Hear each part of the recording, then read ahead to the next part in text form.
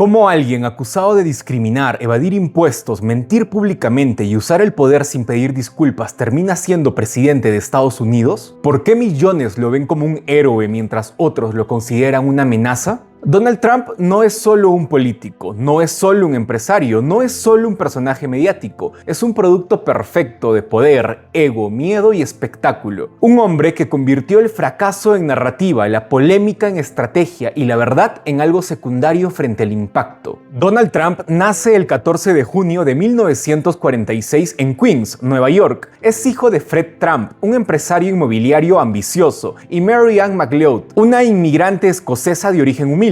Desde muy pequeño, Donald se cría en un entorno donde el amor y la aceptación no se expresan con abrazos ni palabras suaves, sino a través de logros, éxito y poder. Fred Trump, su padre, tenía una visión del mundo muy simple. Existían dos tipos de personas, los ganadores y los perdedores. Para él, mostrar debilidad era inaceptable, y esta filosofía no solo se aplicaba a los negocios, sino también a la familia. El hermano mayor de Donald, Fred Jr., nunca adoptó esa mentalidad. Él quería ser piloto, no empresario.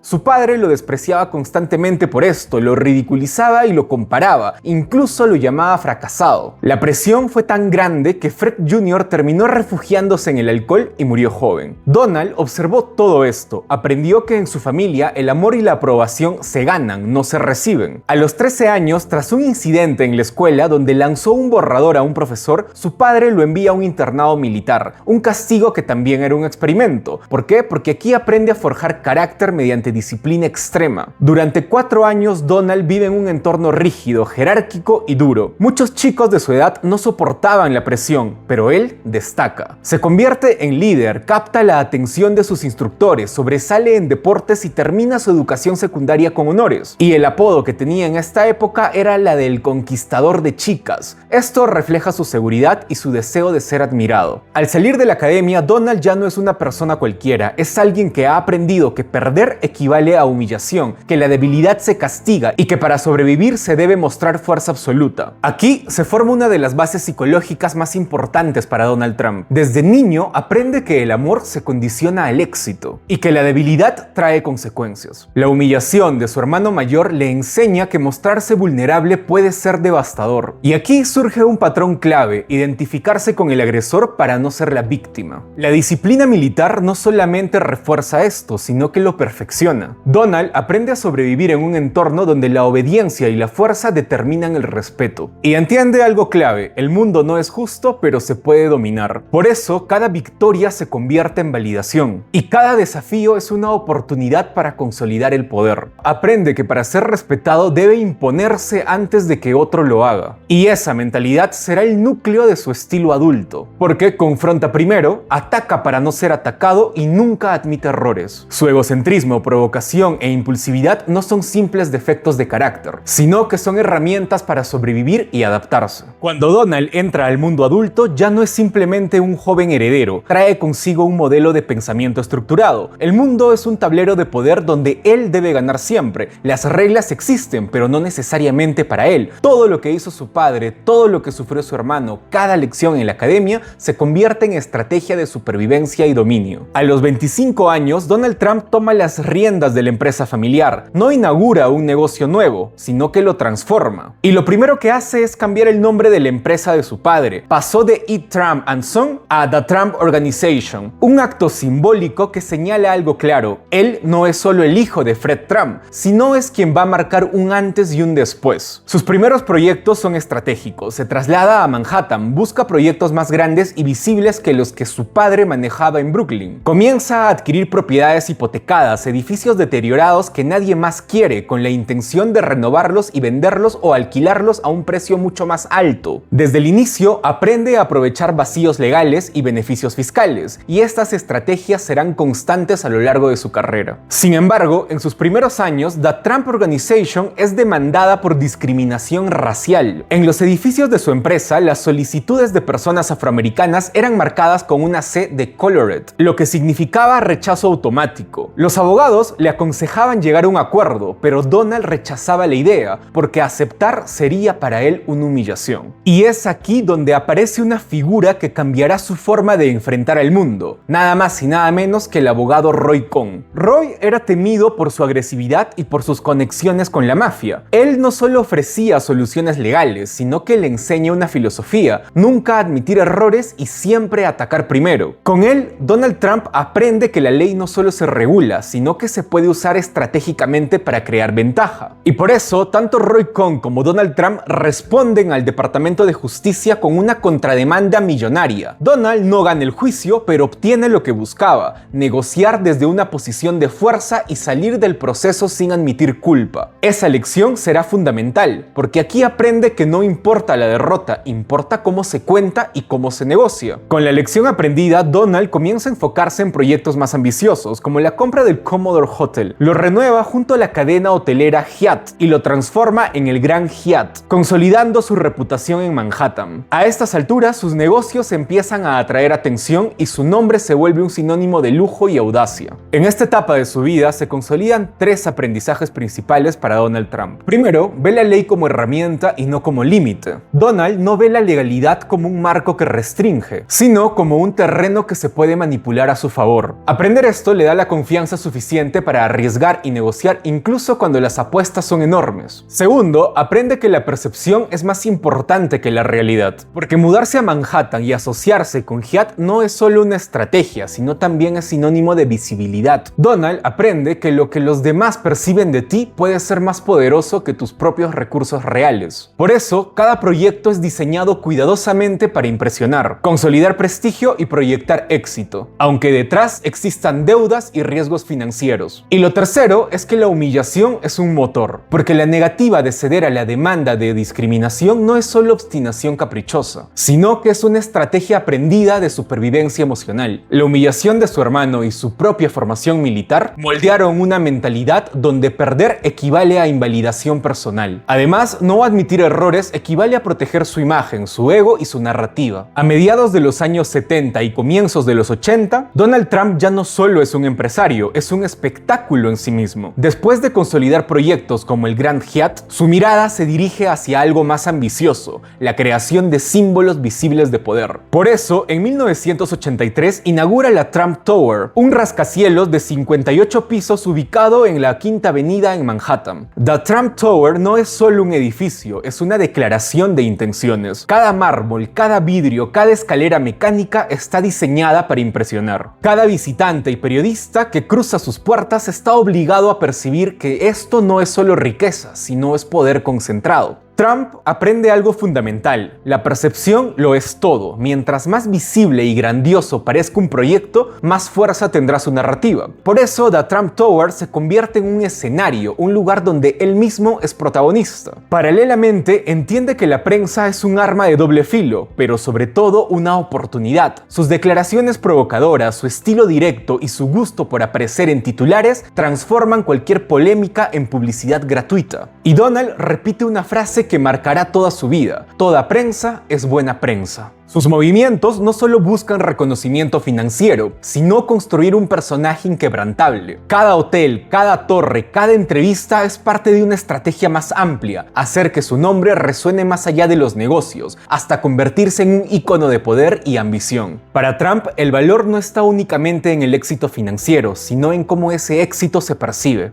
The Trump Tower no solo genera renta, sino que también genera miedo, genera admiración y genera respeto al mismo tiempo. Cada aparición mediática, cada proyecto ostentoso y cada declaración polémica no son casuales, sino que forman parte de un personaje cuidadosamente diseñado, alguien audaz, implacable y confiado. Además, vemos que la verdad se vuelve secundaria frente al efecto que produce. Trump aprende a impactar emocionalmente, provocar reacción y generar que todos hablen de él. Esta es la base de su estilo mediático posterior y de su forma de hacer política, porque entiende que controlar la narrativa es dominar el espacio de poder. A finales de los años 80, Donald Trump ya no se conforma solo con Manhattan. La ambición lo empuja hacia el juego y la extravagancia, y su próximo gran desafío serán los casinos en Atlantic City. En 1984 inaugura el hotel y casino The Trump Plaza, con una inversión de $210 millones. Al año siguiente adquiere The Trump Caddle, con un costo de $325 millones, pero su proyecto más ambicioso es el Taj Mahal, un casino abandonado a medio construir que Trump compra por $230 millones y transforma en un palacio de lujo extremo, invirtiendo casi $1.000 millones en remodelación. Evidentemente, este es un proyecto faraónico, que supera cualquier presupuesto razonable y que muchos consideraban condenado al fracaso antes de abrir. Para financiarlo, Trump recurre a los bonos de alto riesgo con intereses altísimos, en un movimiento que muchos llamarían temerario, pero que él interpreta como una oportunidad de ampliar su imperio. Incluso cuando los riesgos financieros se disparan, Trump mantiene la apariencia de éxito y control. Sin embargo, poco antes de la inauguración, un helicóptero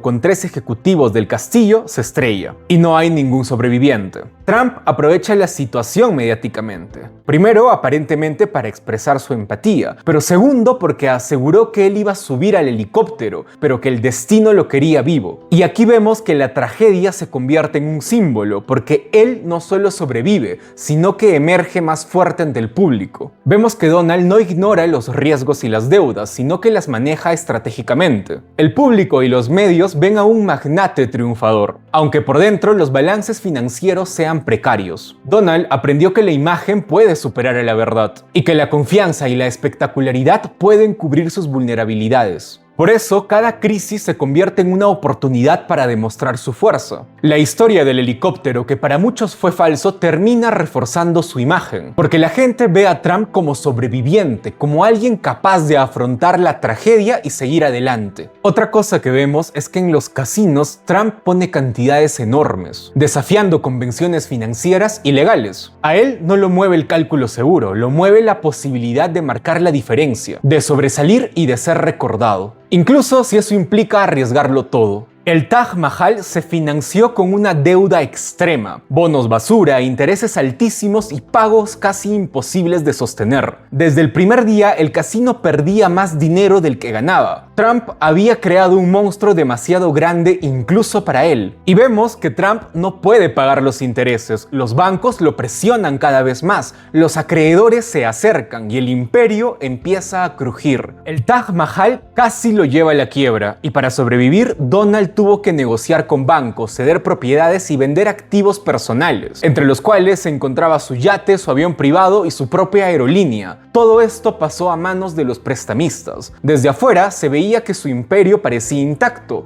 pero desde adentro estaba al borde del colapso. Paralelamente y por los años de 1977, Donald se casa con Ivana Selnikova, una esquiadora y empresaria checoslovaca, con quien tendrá 3 hijos, Donald Jr., Ivanka y Eric. La familia se muestra como un reflejo del éxito, lujosas propiedades, viajes, presencia mediática constante. Pero Trump no ve sus relaciones como simples vínculos afectivos, sino que las utiliza como herramientas para consolidar el poder y la visibilidad. Sin embargo, a finales de los años 80 y principios de los 90, aparece Marla Maples, con quien Donald tendría una relación extramarital y por ello conllevó a su posterior divorcio. Todo esto se transformó en un espectáculo mediático, y Trump manejaba cada detalle, como titulares, entrevistas, frases provocadoras, logrando que incluso su reputación personal sea un instrumento de notoriedad. En 1999, mientras Donald empezaba a estabilizar sus finanzas y a planear nuevas expansiones mediáticas, su padre, Fred Trump,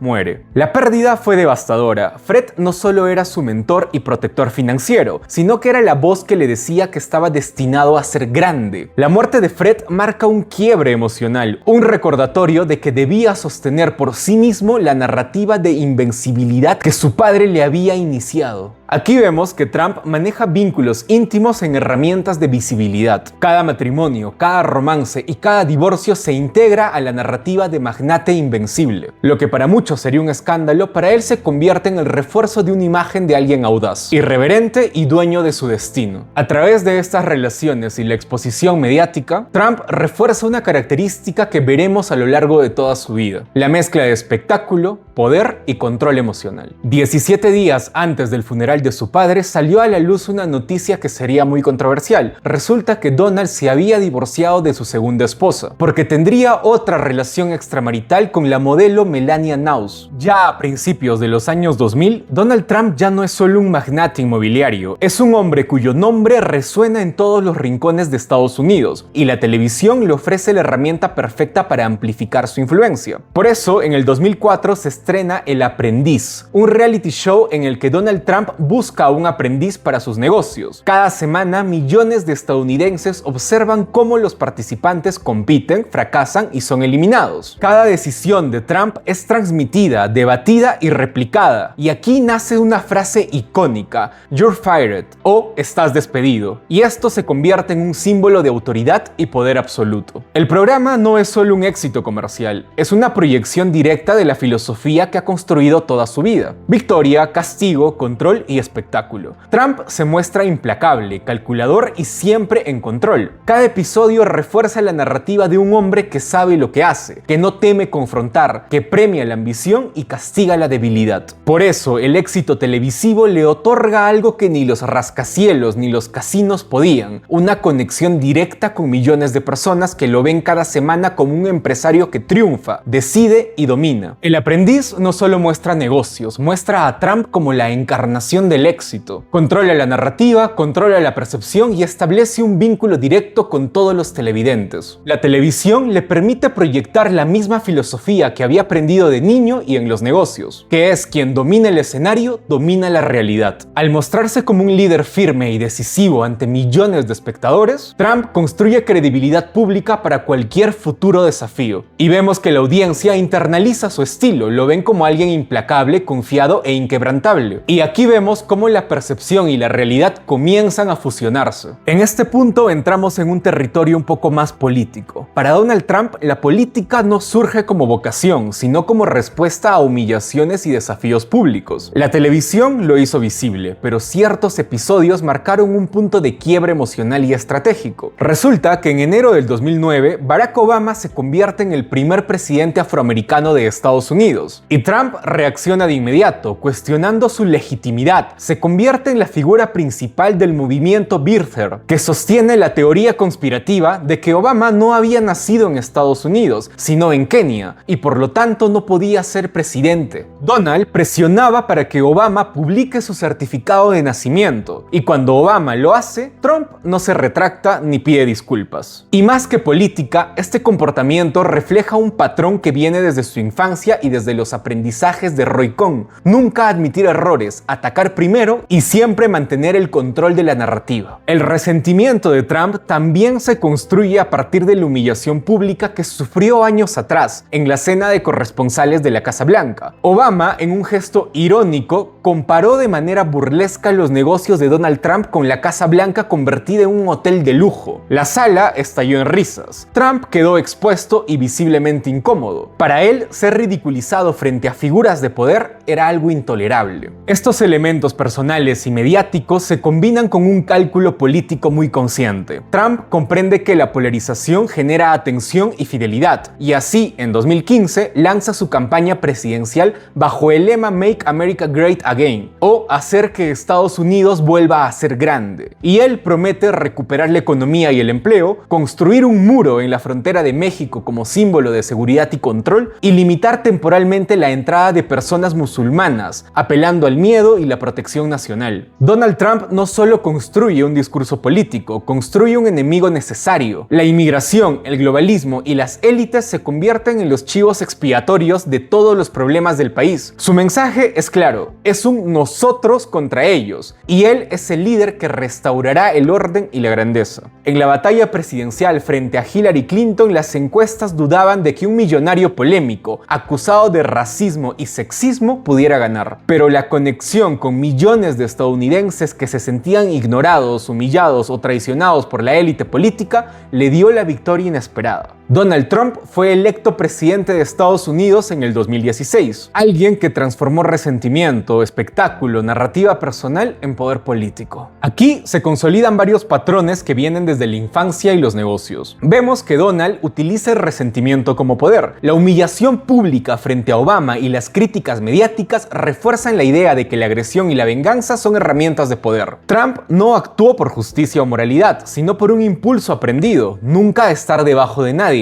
Además, el uso de enemigos imaginarios o exagerados no es accidental. Transformar el miedo y la frustración en lealtad es un patrón que se ve en sus negocios, en la televisión y ahora en la política. Polariza para controlar la narrativa y definir quién es parte de su grupo y quién no. Todo este comportamiento es consistente con la educación recibida. Nunca admitir errores, siempre atacar primero y usar la percepción para controlar a otros. Vemos que las bases psicológicas están en su infancia y en la formación empresarial. Y en este punto la política se convierte en un escenario donde Trump aplica las mismas tácticas que usó en los negocios y en la televisión: exageración, espectáculo y control de la percepción. En enero de 2017, Donald Trump asume la presidencia de Estados Unidos. Su entrada al poder es tan mediática y polarizadora como todo lo que lo antecede. Desde el primer día, su estilo disruptivo se impone sobre la política tradicional. Utiliza tweets provocadores, enfrentamientos con medios y opositores y decisiones que rompen con décadas de protocolo político. Durante su mandato se destacan ciertos logros económicos y fiscales, como la reducción de impuestos corporativos, la renegociación de tratos comerciales y una caída en el desempleo hasta niveles históricos antes de la pandemia. Estos éxitos son amplificados por Trump como prueba de su capacidad, reforzando la narrativa de que él puede hacer lo que otros no pueden. Pero el poder atrae críticas y controversias que no pueden ignorarse. Por ejemplo, durante la pandemia de COVID-19, Trump minimizó repentinamente los riesgos, promovió tratamientos no probados y se enfrentó con expertos de salud pública. Muchos consideraron que su manejo de la crisis puso vidas en riesgo, mientras él priorizaba mantener la imagen de control y fuerza frente a la opinión pública. También fue blanco de críticas cuando afirmó que los inmigrantes eran los responsables de la delincuencia en Estados Unidos. Otro punto crítico fue su relación con Jeffrey Epstein, un financiero acusado de abuso a menores y tráfico de mujeres. Trump fue fotografiado en varias ocasiones con Epstein, y aunque nunca fue formalmente acusado de delitos relacionados, las conexiones generaron gran controversia y cuestionamiento sobre ética y moral, sumándose a la narrativa de que Trump operaba en zonas grises donde el poder y la influencia predominaban sobre la legalidad o la justicia. Además, sus políticas migratorias, la separación de familias en la frontera y su estilo combativo con líderes mundiales intensificaron la polarización. Uno de los episodios más comentados es su relación con Venezuela y Nicolás Maduro, y esto generó debates intensos. Para unos era una demostración de liderazgo fuerte, pero para otros era un abuso de poder y un riesgo innecesario para la estabilidad regional. Trump lo justificó como una defensa de la democracia y protección de los ciudadanos venezolanos, pero también como un mensaje de firmeza y audacia, mostrando que su estilo no conoce matices ni dudas. En paralelo, la tensión con Irán se convierte en un juego de espectáculo y amenaza. Sanciones económicas y amenazas militares que buscan proyectar la imagen de Estados Unidos como invencible bajo su mando. Y aquí vemos que cada acción es cuidadosamente calculada para reforzar su imagen. Trump como el líder fuerte que no tolera desafíos sin importar los riesgos diplomáticos. Recordemos que Donald Trump aprendió desde niño que mostrar debilidad es peligroso y que el mundo es un campo de batalla. En la política internacional, esa misma mentalidad se traduce con acciones duras, pocas disculpas y máxima exposición de fuerza, replicando la estrategia que lo convirtió en magnate y figura mediática. Y vemos que Trump proyecta polarización internacional. Aliados y adversarios son categorizados como conmigo o contra mí. Trump muestra que la política exterior puede ser un escenario más para su narrativa de poder, donde cada movimiento se mide no solo por eficacia, sino por impacto en percepción global. En 2024, durante una campaña mediática y política, aparece Thomas Matthew, un joven armado que subió a la terraza de un edificio cercano donde se encontraba Trump y comenzó a apuntarlo con un rifle. Curiosamente, la reacción del servicio secreto no fue tan rápida. Thomas logró disparar y la bala rozó la oreja de Trump dejándole una herida leve. En ese momento, el servicio servicio secreto intervino y Trump logró ser evacuado. Sin embargo, la forma en que Trump respondió públicamente fue decisiva. Se detuvo unos segundos, levantó el puño sangrante y gritó a la multitud: